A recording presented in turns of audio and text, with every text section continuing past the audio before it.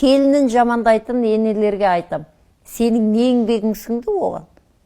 Bir adamды bir әлем дейтін болсақ, сенің қолыңа bir әлем келді. Не сенің оған қандай еңбек сіңірдің? Ананың ақ сүтін бердің бе, әкенің адал күшін жұмсадың ба? Оны мүлде басқа адамдар жасады. Түне құсын 4 бөлді, ақ сүтін берді. Бақты, қақты, өсірді, жетілдірді, дап-дайын күйе, тіпті бір күн қызығында көрмей, мәдетті сенің қолыңа ұстатты. Ендігі жерде сен оған ие бола алмасаң, кімсің дейін. Кез келген әйел ене бола алады, келінге ана бола білу керек. Әйтеуір келін дей бермей, бұл жерде ананың парасаты керек.